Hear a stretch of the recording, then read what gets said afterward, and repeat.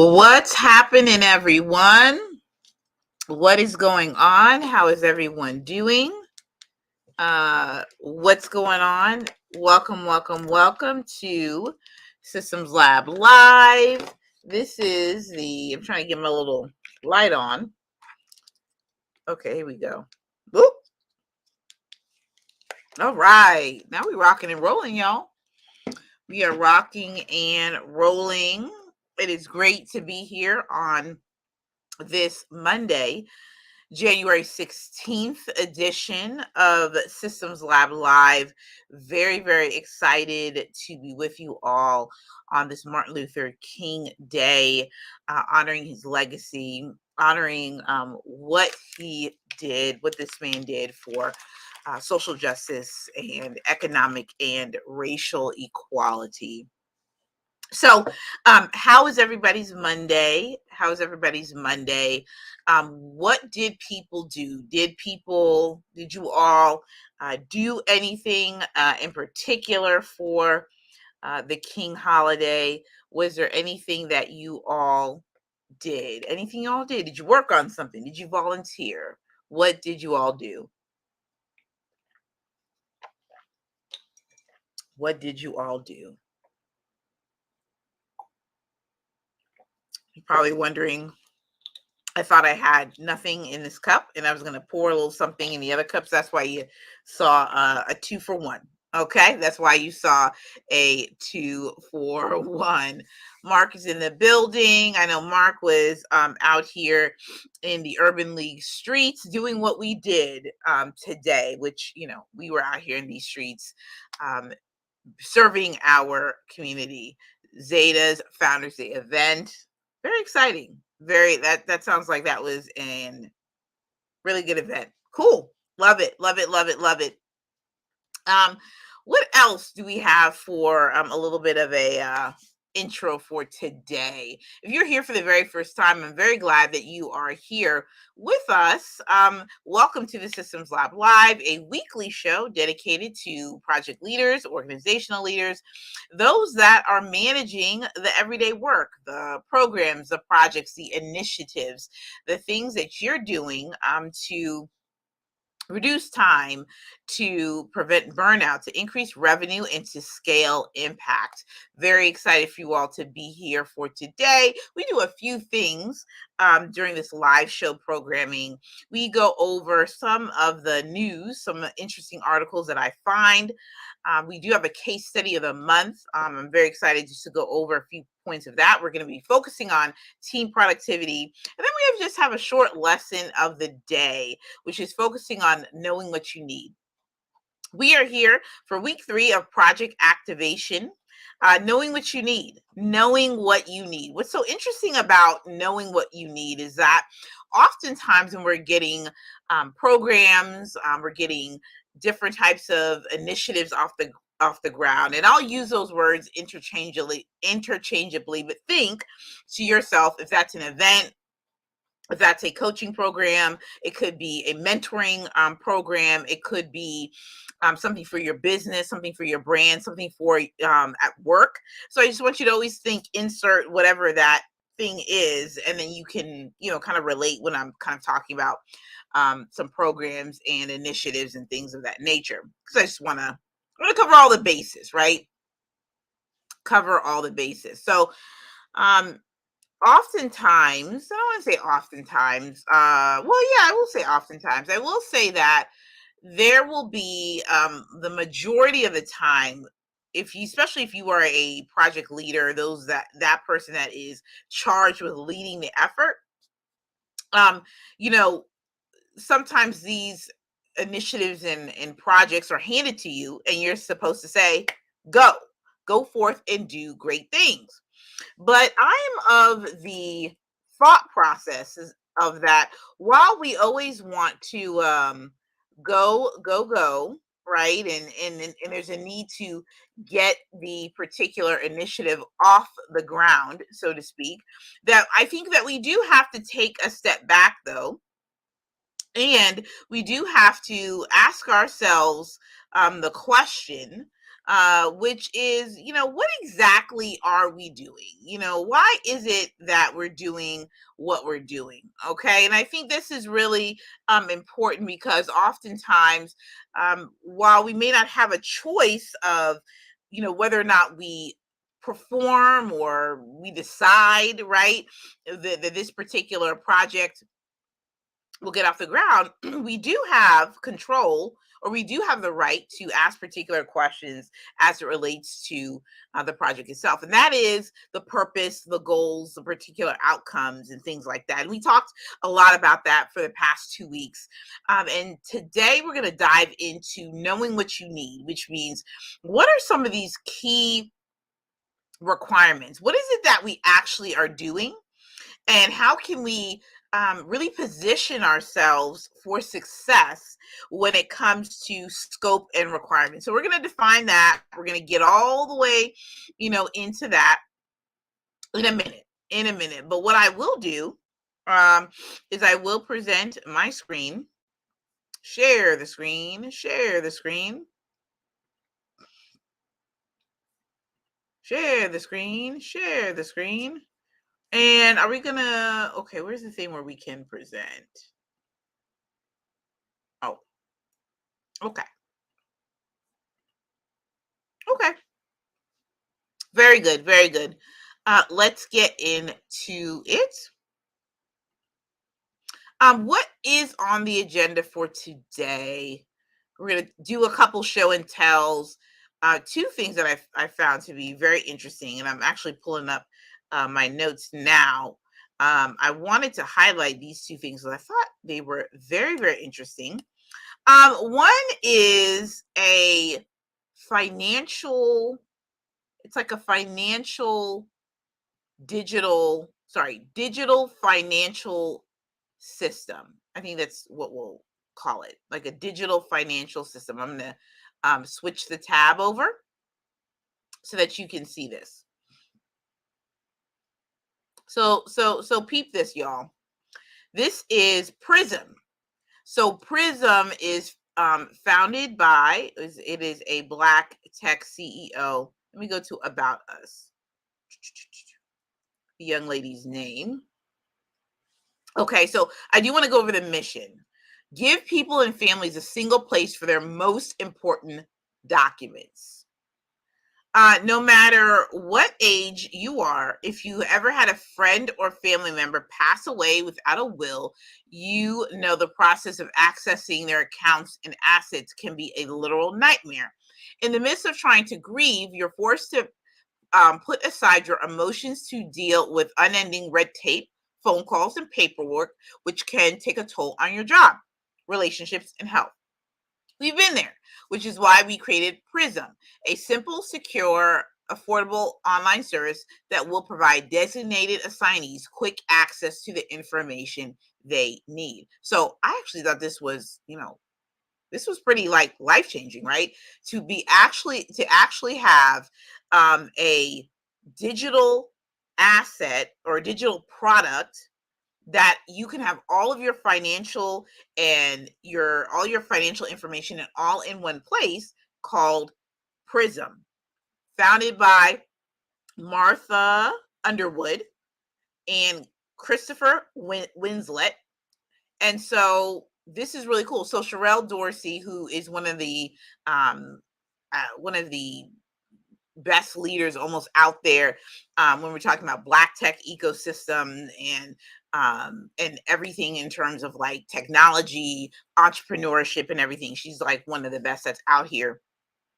She wrote a LinkedIn post and is using this product. And so I like wrote underneath it. I said, okay, this is great. I'm going to highlight this on Systems Lab Live because really, I definitely want this show to be something where, you all are going to be able to see the latest and greatest when it comes to what's happening in terms of technology, in terms of, I feel like Black entrepreneurship and, things that I think are super important to highlight. And yeah, that's the wave that I'm on since last year, is really diving into this space and really looking at what Black-owned companies are out here, what's happening, as I'm diving also on the side note into product and product management. And so, anyway, this is like super, super cool. And so, I think this is really great. Most of the time, when we are talking about, what do we do in terms of our documents, our financial passwords and things like that, Prism is going to really help you to actually have all of your information that you need in one spot. So it looks like from right here is that, oh, it's also $9 a month. You can invite family, trusted advisors, and lawyers, sort information that can be easily found. So this is like house documents, I think bank statements, things like that, property. And so this is really good. So how it works, it says right here is that Prism account is a digital vault for your most important items, documents. It's a file storage. So most of the time, and you may agree with me here, is that most of the time, at least from what I know, is that when people talk about paperwork, it's usually like in some sort of shoebox, or it may be in, like, it's not really that organized. But to have something that's digital that can actually be secure, I think this is really cool.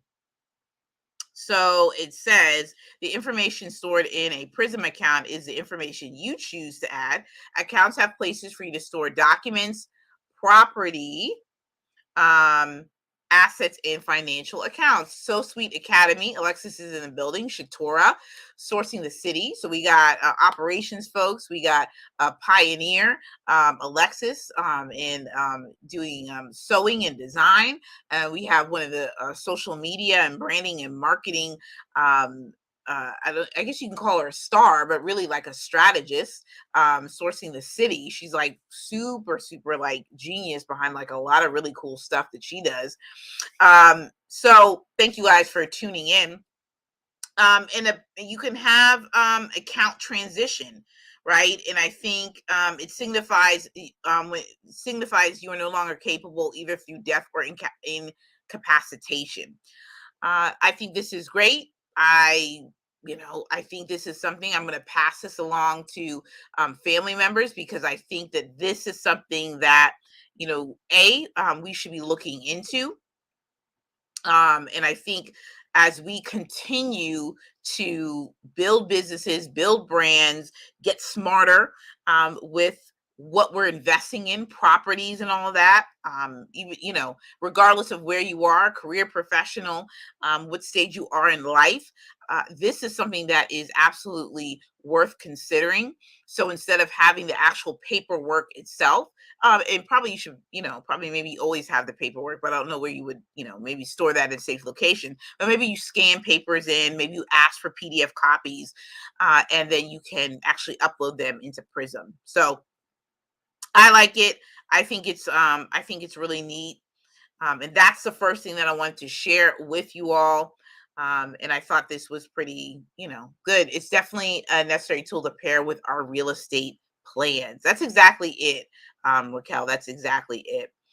Um, the next thing that I thought was pretty exciting is the fact that um, Shopify announced last week. Last week, Shopify announced that they are cutting all meetings, like all of their meetings. Okay.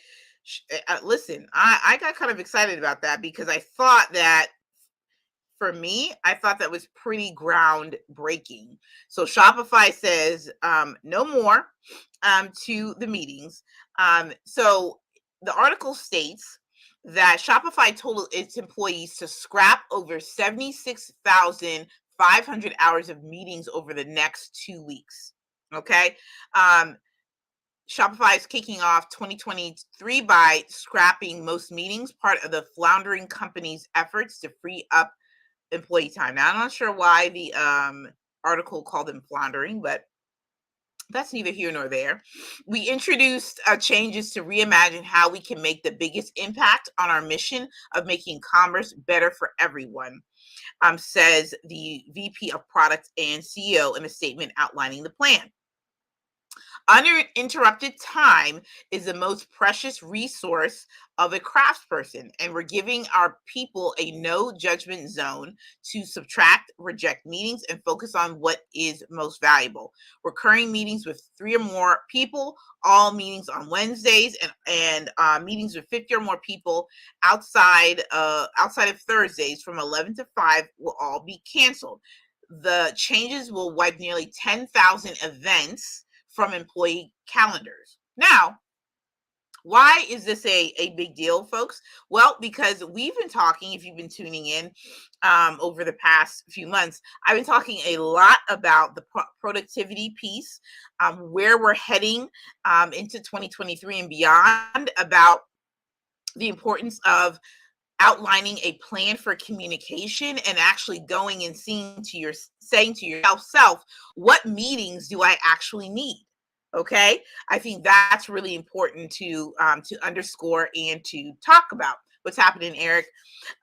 When we think about team productivity and we think about our time, we really need to start focusing really on evaluating what's on our calendar, and do we have unnecessary meetings? Are we actually meeting just to meet? And I think 9 times out of 10 you would say to yourself, I am meeting, and I actually have meetings that I could cancel, or I actually could actually meet, excuse me, I actually could meet within Slack or within ClickUp, to do status updates, or to make async decisions. And so what we're seeing is, not only is it Zoom fatigue, we're seeing that people feel that they don't have time to think.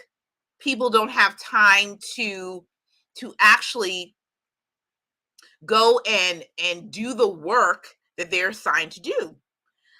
So I think it's genius that Shopify says, over the next 2 weeks, I want you to scrap meetings. So in the chat, and if you're taking notes on the replay, I really want you to start thinking about what meetings you have on your calendar for the rest of this month. And I want you to really think right now, because what is it, the 16th, and we have 30 days, so 15 more days. Or yeah, 15 more days, right? January 31st, we have 31. Okay, you know what I mean. We have 15 more days. So what you should do is look at your calendar, and you should say to yourself, and look at it and say, do I actually need these meetings for the next 2 weeks? Ask yourself that question, because I bet there are going to be some meetings that you don't need. I think that's worth exploring. So I'm going to look to see, because I highlighted a few things here in the article. So I want to say, oh, that's right. I keep forgetting. I was I was questioning why. I was like, why did they say Shopify is floundering? I forgot that they are amongst the other tech companies that are just laying people off, unfortunately. So they laid off 1,000 employees in July. Okay, let's see. Okay, if we are subtracting things to place an emphasis more on, the purposeful meetings that create connection, create community, create focus, that's great. So I think that is most certainly what we all should be thinking about when we're cutting meetings, and we're saying to ourselves, A, do I need this meeting? B, what is the specific outcome that I'm looking for?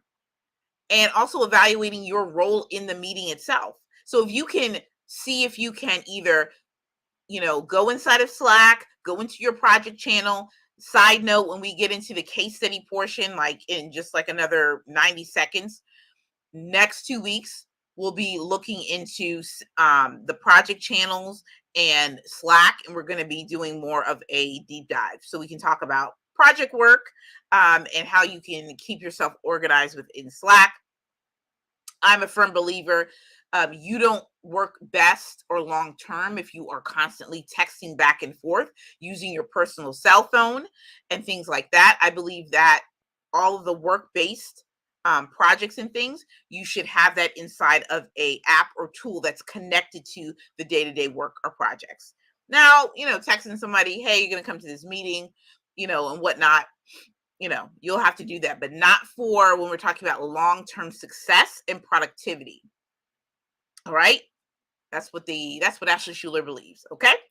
So think about that. That's a key takeaway for the week. Will you be like Shopify, and will you actually suggest to your team or to your team or your team leader, hey, why don't we do a week's worth of no meetings or a day? There's been many companies that have had no meeting Fridays where there's no meetings at all. And people have found profound benefits of that as well. So let's start thinking critically and strategically. That's like my own catchphrase of 2023. Let's start thinking critically and strategically about the way in which we are managing our time, managing our tasks, and how we are communicating about the work that needs to get done. Okay? I love it. I love it. I'm very listen, geeked that I found that I saw that Shopify article. Very, very geeked. So let me get over to the next thing. Oh, very, very good. Okay. So we've been talking about team communication. And last week we talked about what do we want to what's the what in communication? Like, what specifically are we communicating about? Project work, status updates, water cooler conversations, client updates. You know, what exactly do particular team members need to know? What does the CEO need to actually know, and when do they need to know it? So we talked a lot about that. This week, we're talking about the communication workflow. I want us to really dial in and really start looking at your own communication that you have on a day-to-day basis. Start noticing the patterns. Start writing this week. What is it in terms of the people aspect? Who's involved in your communication? Is it confusing? Is it rough? Is it do you feel like you all are missing, what do you call, ships sailing by the sea? I think it is ships. What is it? Ships missing. You know what I'm talking about. Are you missing something? Are you missing something when you're communicating? What is the form of communication? What's that medium look like? Right? When we talk about what to communicate, like I said, status updates, project work, things like that. Um, how often are you communicating? Has anyone ever said to you on the team, "We don't communicate enough"? And have you asked why? I think that's super important as well. I want to talk a bit about what exactly is a communication workflow. So, a workflow as a whole is a series of activities that you complete to achieve a specific goal or result. So, where do you start? I would start here in terms of developing the workflow. I would start with what does your team want? What exactly does your team want? What are the biggest hangups? This can be done simply if you want to do it async, you could, right, through your Slack channel, or even actually Google Space/chat is also a alternative for those that are pro Google users as well. But when we start to think about the communication, we got to think about the people. We want to think about, what exactly, in terms of, what do we want to communicate about?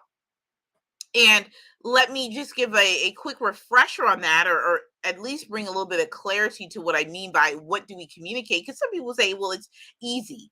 That's easy, Ashley. I already know what to communicate. Well, oftentimes we may not, because there could be some individuals that say, you know what, Ashley, I just don't get enough updates, or I don't hear enough from you. And then you start to ask, well, what would you like to hear from me about? What would you like to read or see, right? So, if you're working on a project, especially if it's a client facing deliverable that you're working on, let's say you're a service provider, maybe you do social media or graphic design, maybe you're operations person, you're working with some team members, right? And so, what's really important is that if there's a deadline, not if, there is a deadline, that, all of the persons that are involved, that have pieces to this particular an ownership of particular tasks, that are communicating to you, when certain tasks are finished, especially you as a PM that are leading out these efforts, that they when certain things are getting done, if there's any hangups, if there's any problems or concerns, if there's any project risks. Risks are the things that they're like the uncertainty, they're the things that might have a negative impact on the project itself. And we're most certainly, I think, in quarter 2, going to go all in on risky behavior. I'm telling you what, and that's exciting. So let's think a little bit about, the what in our communication. Okay, so what we're thinking about that. Inputs inputs What I mean by inputs is, what do we need in terms of communication. And I want to break this down because, again, you might be thinking, okay, actually, this is like straight up elementary, but I want you to understand, what is the particular vantage point that I'm looking to come from. So when I say the inputs, I'm looking at the technology that we're using. I'm also looking at the process that's have been documented, and also to the tasks in the project. Those are the inputs that I am talking about in terms of your communication workflow. All right. So we talked about the people. We talked about what to communicate, inputs. What do we need? The technology piece, the process piece, and then the outputs. What are our expectations? And then that goes back into asking, our team members, what do we want to expect in terms of the cadence of how we're communicating. And it'll make sense in just a minute, because I want to break down a couple of project channels that I feel that you should have inside your Slack channel. We're talking about deliverables. We're talking about task statuses, things like that. We're talking about announcements and things of that nature. So when we talk about setting up, in terms of your project channels, you want to set up in Slack all project related work. So if you are a operations agency, if you're a creative and marketing and branding agency, you should have a particular project chat dedicated to the project that you're working on. It could be a landing page launch, a logo and design, and you should be able to be in that project channel to talk all about that client work. So you can share documents, you can chat all about it. You may even have a stand-up inside of that particular project. Absolutely. You should set up a channel for fun and games, because why not? This is not all about having work, work, work, and no fun, but people like a good, what do you call, a little jokesy space that you can create. Absolutely. Um, let's see. Set up a channel for announcements. So maybe that will be like a read only, where you would have an announcements channel on, like maybe meetings, you know, maybe there's a holiday announcement, something that you want to do. You're celebrating something. Maybe there's a particular milestone of some sort. So you want to start looking at that, and setting up a channel just for announcements. some things you want to think about, and this goes back to what Shopify is doing in terms of reducing the amount of meetings and such, is thinking about automating some meetings. Maybe you'll have a stand-up meeting that is that you can set up through a Slack workflow. I've done a few of those where I've been in the Slack workflow builder. And what I've done is I've set up an automated workflow where every Tuesday or every Friday, there is a set of questions that's automated. And so in that set of questions, people can respond and reply within the thread. I think it makes it very useful than setting up a Zoom meeting. And so that also cuts down time. Again, people can very much focus on, the questions being asked and the work at hand. Also, too, let's not also forget, because some people say, well, Ashley, do you use a chat feature? Or I'm trying to, within ClickUp, I'm trying to decide, if I use the ClickUp feature, the chat feature, or the comment feature, whichever one. And is that the best rule of thumb? Well, I would say this. This is what I would say. I believe that if you are working on a task, especially if it's inside of ClickUp and you're working with someone, I believe that you can and that you should go ahead and work within that task, especially if there is a comment that needs to be made, if there is, if you uploaded a PDF, a Google sheet, slide, doc, whichever, and you can actually be inside the task. Now, I think that you can absolutely use Slack for strategy, brainstorming, things of that nature. And even within ClickUp and Slack, there's an integration too, where you can mention tasks and whatnot. So something to consider, right? When you start to decide in terms of the communications plan within the team, where do the conversations lie in terms of the strategy, and where do task-based conversations live? You also have it where people simply just say to themselves, no, we'll just have it all in Slack. So I think it is up to you. Depending on, kind of how you want to work it. Okay. Questions and or comments about this? Questions or comments? Questions or comments? None? None? Okay. Well, we will get right into it. Knowing what you need. So I want to set you all up for success on this one. I want to take a step back because there's something to be said about, I have to have all the plans in order. I have to have all of my plans so that I can be able to move forward, versus I have some of what I need and I'm still moving forward in executing the work. There's a difference.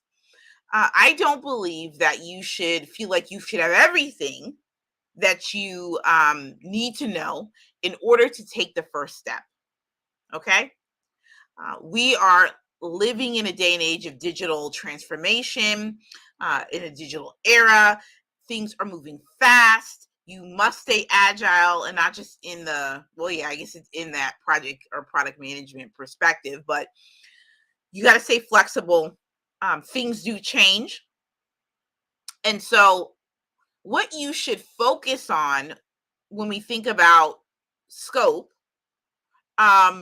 we think about scope from the perspective of,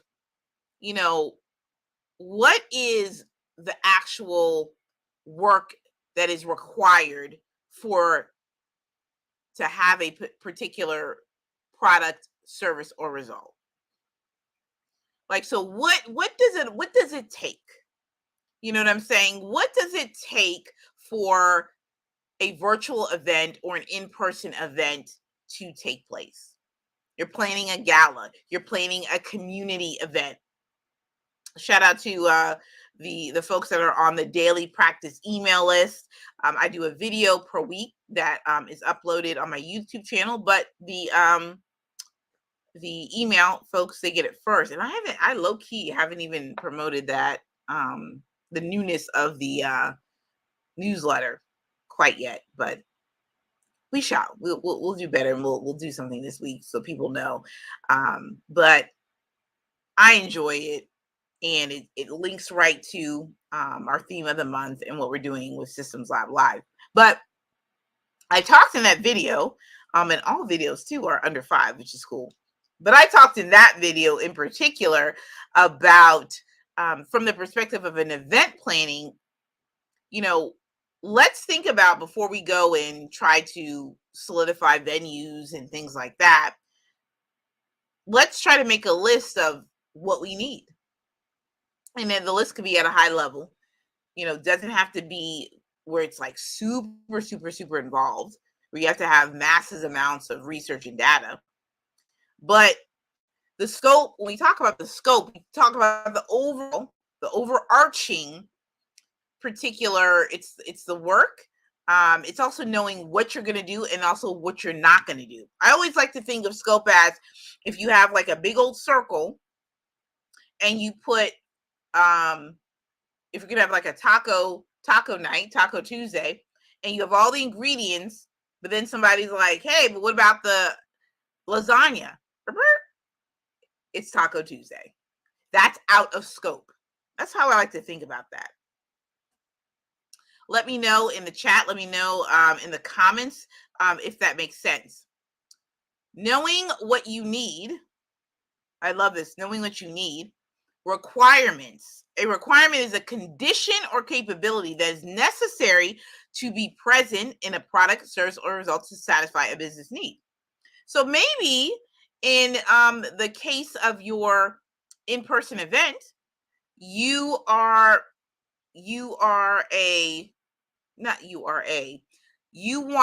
to have a podcasting, like a studio, like a little place for people to record a podcast, because maybe you're going to have a podcast tour.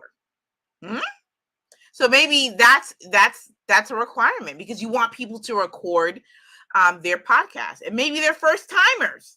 And then wouldn't that be cool? You go and you do a podcast tour, and you want to have, at each venue, you want to have a particular podcast booth for people to record their first podcast, or they can go record with each other. So think about what's required. What's that necessary component or components? Because you'll have more than one. All right. So scope includes, love it, because we're breaking this way down. Scope includes goals and outcomes, KPIs and metrics, budget, schedule, requirements, and the deliverable itself. Let's do a fast edit right quick, because I don't want you all to think that deliverable. And hey, you actually may not even know in particular, like definitively, what the exact deliverable is, depending on industry and complexity and things like that. Goals and outcomes, budget, schedule, requirements, deliverable. So when you're activating a project, you got the big idea, and you're saying to yourself, what's all required for this to be successful? What's my scope looking like? What does the scope of this project look like? Before I start swiping left, swiping right, calling people up, putting it out there on the socials or my email list, what do I need?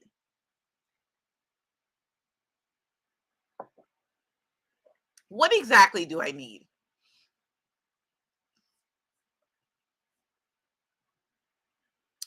All right, let's get into it, y'all. Because this is good. This is good. Um, this is really good. So I did want to, and there's two. We'll go with like, two different examples. And the two different examples, the first one is a podcast tour event. How exciting. That's the name of the game. You have your favorite pod team go out on tour so that you can meet them and hang out and go to a live podcast recording, and it's fun. It's very fun. I can't wait to go to one of my first ones. I don't know who I would go to exactly. Oh, I probably would do I would definitely do Tim Ross the Basement. I definitely would do that one. Who else would I go to? I just had in my head. Oh, Holding Court with Ebony K. Williams and Dustin. That would be good. That would be really good. So before we go booking venues and things like that and whatnot, or announcing to your community that a tour is here,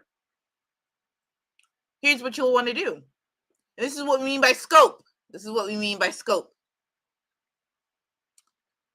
You want to identify the goal of the tour. Okay? Those of you that are thinking right now, you're thinking, man, I would do a podcast tour right now. The goal of the tour. What's the goal? What's the number of dates and cities? What's the ideal number of attendees? Some of this, we talked about this last week about researching your big idea.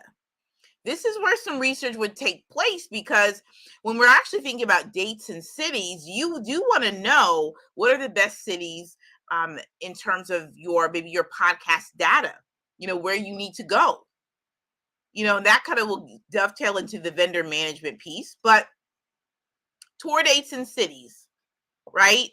The number of dates in the cities. You'll probably also want to look at the calendar to see what sort of big events are also taking place as well. So if there's something like a bikers, you know what I'm talking about, like the bikers, convention that they have. Is it like Memorial Day weekend? Yeah. So if you're planning something on Memorial Day weekend, you do want to know if that particular town, city that you're going to be in, if there's something big is going to happen. You never know. Depending on the city, it may not necessarily be a big deal. You never know. The ideal number of attendees. And this is going to be key, especially when you're thinking about the venues, because you will need to start to think about venues and how many people can fit, and also the cost and all of that. I'll come back to schedule of timeline and tasks. I'll come back to that. Vendor management. So this goes into thinking about back to the goal of the tour, back to outcomes that we talked about earlier. We want to really start thinking about what is this experience that we're looking to create with our podcast tour event. And that will help you to think more critically and strategically about what do you want there? Do you want a photo booth? Do you want a couple of podcast booth sections? Do you want a brand photo shoot type of thing? What else could you have there? What else would be fun? I guess meet and greets, a dinner of some sort, perhaps. Yeah, so you got to start thinking about things, right? And so the vendor management piece comes in. Oh, you could have a what do you call a little, like a place where people can sell things. You could have a something like that dedicated. So the vendor piece is like everything from the decorations to the flowers to the equipment, audio, visual, Wi-Fi. You want to start thinking about all of those things that you need after you are looking at it, or in conjunction with the goal of the event and also the outcomes, and what is that attendee experience going to look like. Booking guests. If you're going to book guests, if you're going to have guests on the tour, you better start talking now. You got to start talking now because people's schedules are what they are. I'd also like to identify potential risks. I think it's really important to know what could actually derail your podcast tour event. And we've seen it before where we've been so psyched and so geeked up about a particular person coming. And then they've had that sad email, that sad Twitter or Instagram post that says, due to unforeseen circumstances. And you're like, oh Lord, and then you've already spent the money, it's already been swiped, and you said, oh Lord, due to unforeseen circumstances, right?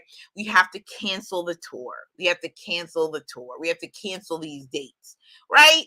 And so that becomes a headache in itself because you have to refund the money, and then the same thing with the vendors, because most likely you'll probably lose out on deposits and things like that. So you want to identify what could derail the project itself, the tour or the event. And then you want to also look at a high level, again, schedule of timeline and tasks. You definitely want to know, how, what are the particular major tasks that you want to take place.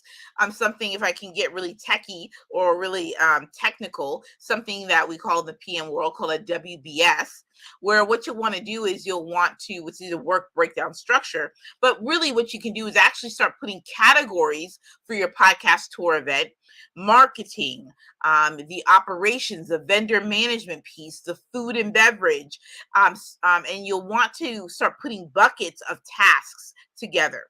Then with your PM, the person that's going to produce this tour, they probably already have a lot of this taken care of, but they will begin to schedule timeline and tasks in terms of what's due when, in terms of the marketing and all that other good stuff, this securing the locations and the venue dates and all of that.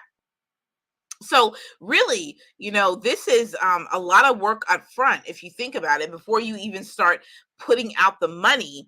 Well, I take that back. You may want to start getting people that are event planners or producers or people who do this type of work to actually start with a consultation, or maybe they'll actually go and take care of all of this for you. But you want to have in your mind, especially you as a podcaster, you as a visionary, you want to have a sense of the scope.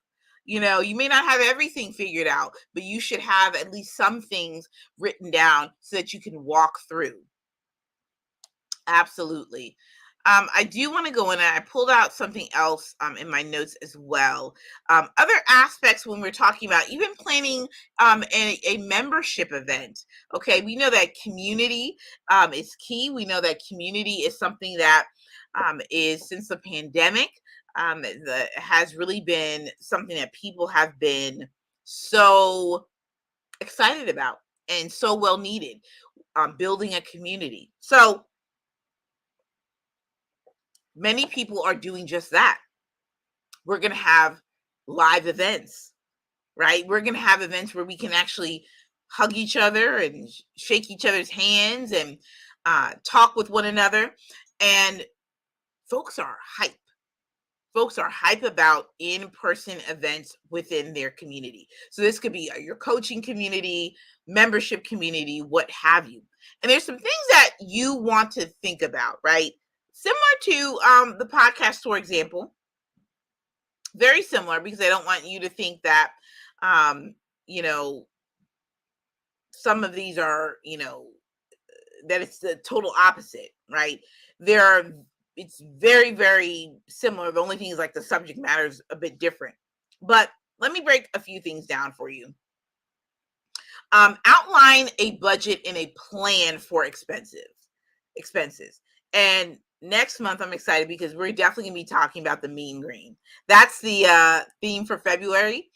The mean green. We're talking about the almighty dollar. We're talking about the money, money, as the OJs would say. But what you want to do is you want to get a really good handle on understanding knowing what you need and what's required, again, to get the work done, to get the program, the product, the event launched, right? And you want to do it in such a way so that you can know if you need to partner with somebody. You need to know if you can actually do an event, because doing in person, shout out to the event uh, Black event planners group. Okay, they are awesome, and they probably can run circles talking with me about this stuff. But that's when you start to really look at what you can do and what you can't do. You may have to rethink your menu based upon the budget. I don't know if you're going to have a Ritz cracker experience or you're going to have some hors d'oeuvres. Okay, let's talk about it. Let's be real about it.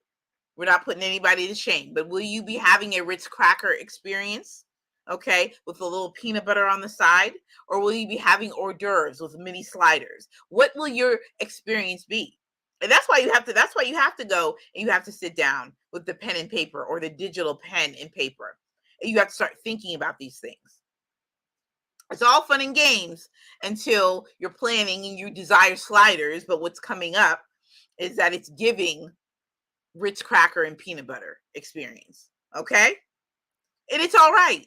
It's practically all right, because you know what you can do. You can start rethinking what's needed, what's not needed, and you can start building up to having a sliders experience. Or, you know, you could look at, you know, sponsors and, you know, partnerships and things of that nature, so that you can get those little tasty sliders. Because I don't care what nobody says. A slider is good to have. Okay, a slider is good to have. I'm gonna tell you that right now. But planning and you having a budget and a plan for what you're doing, right? And so that's going to be super important. The venue, again, Wi-Fi, those types of things. I would also say security. Okay, I think it would be advantageous of you to look into what does the security piece look like. Okay, and that kind of gets into that facilities and venues piece of it, right? You just want to make sure people are secure, you know, and so you want to look into what does that look like? What does that look like? You know, I don't know if that's official. Let's call the police, the officers, or, you know, maybe you have, you know, people that you know, right, that could actually stand watch, or, you know, making sure that people are safe. You know, you want to look into all of that. I think it's really important. Let's see. Oh, I like this. Prepare materials for the event, including signage, decorations, and giveaways. Now, you don't have to do this yourself, but you can have an event planning team help you with signage and help you with the decor and whatnot. You can have all of that. I think that's important. Giveaways. Again, when we think about the experience, when we think about having an in-person experience, you want to think, what's going to set me apart? What's different? What am I going to do? What will people write home about? Let's put something in the chat in terms of how we're thinking about designing an experience and the expectations and what you're looking for. Let's think through that. You know, will you have giveaway? Will you have game? Will you have games? Brandon, what's going on, Brandon? Let's see. Another thing that we should look at is I like that. Collect contact information from all vendors and partners involved. We just kind of talked about that as well. Vendors, people that you're going to partner with. You may want a nice little popcorn booth. You know, everybody loves a good popcorn. I don't know many people that don't like popcorn. Okay. Number one, it's tasty. Number two, it's a great little snack. And so you'll want it, again, when you're thinking about the designing the experience and the vendors that you want to have, you want to really look at it from that perspective. Okay. You want to look at, you know, who do I want to have? You know, again, are we having a Ritz cracker experience? Are we going to have a slider experience? These are the things that you have to think about. right? These are the things you have to think about. Let's see what else do I have on my list. Oh, develop a timeline of tasks and deadlines for the event. So there's two ways to look at this, right? I know I did mention an event planner. Now, reason why I did, because shout out to the women of project management. Come on. Shout out to the first in-person event that was in ATL in November of 2022. I went to that. I talked the ears off of the event team that did that. Phenomenal job. So the founder, Asia Watkins, she had a team. She had a team of folks that did that, right? And so I think what's really cool about that is you can opt to do that. You can opt to have that. But if you want to do something in-house, you may want to think about that. So if it in-house meaning like you have someone on your team doing it. Now, I'm gonna tell you this right now. Because I think that you do have to set expectations if you are going to plan an event, even with somebody that is a PM, but is not an event planner. You have to set expectations of what you want to have. So you may need to look at especially if you're a first timer in the event piece of it. This is not to say that you can't have a fantastic event, but what I'm saying is that you want to think a little bit more critically and strategically if you're handing it off to somebody that that can do the job, but maybe events is maybe they never really done an event.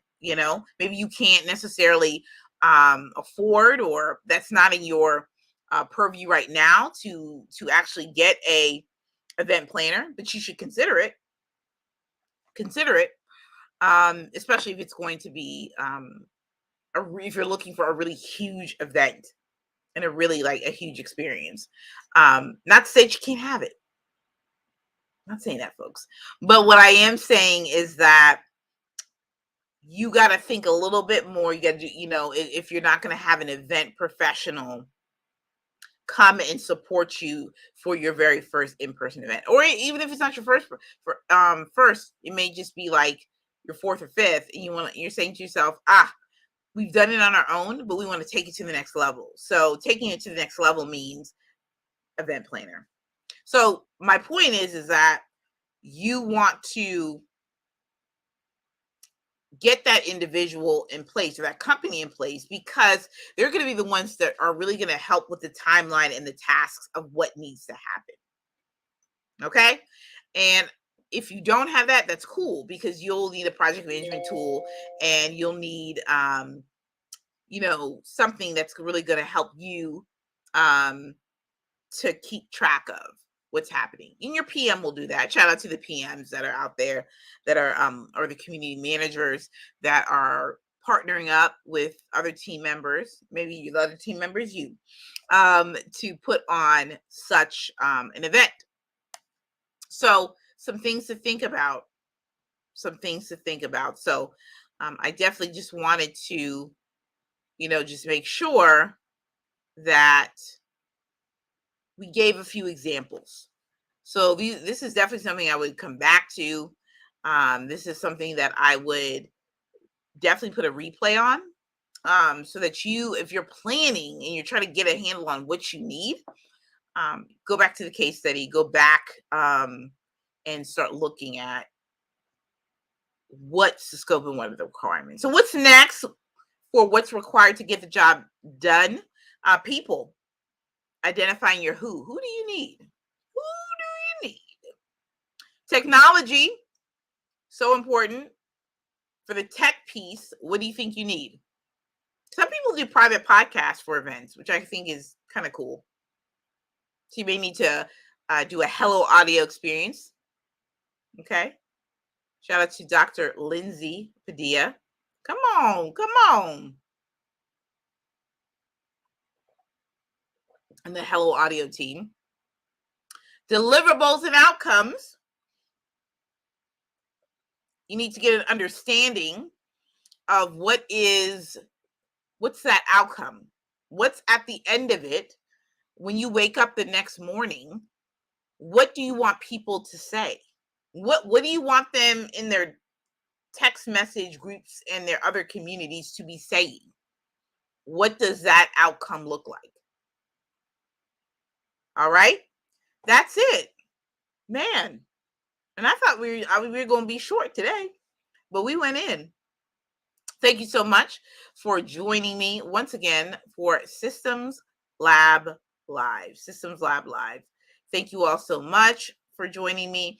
Inside the show notes, you'll see a few things. A, the description. B, ways to work with me, ways that we can partner together. And that is really through one of the ways is through the Volley app. One of the ways is also through the catching a session with me as well, where we can actually go through some of these things, right? I can do a consultation with you where we can actually be working together when it comes to planning your project and what you're doing. So you may be alone, or you actually may be with a team. And you may be thinking to yourself, we got a project we're working on, and we're trying to figure out how we can best go about executing, because this may be out of our league, or we're looking to readjust some things. So tap in with me, tap in. So that's all that I have for today. Next week we're going to dive in more deeply into knowing what you need. And then we'll also do the Slack tutorial as well. And that'll be awesome. Thank you all so much for tuning in to Systems Lab Live. Be sure to share this live stream with a friend of yours or two. Be sure to like and subscribe to my page, youtube.com/@Ashley Schuler. And yeah, that's it. We'll talk soon and have a great rest of the week. Bye.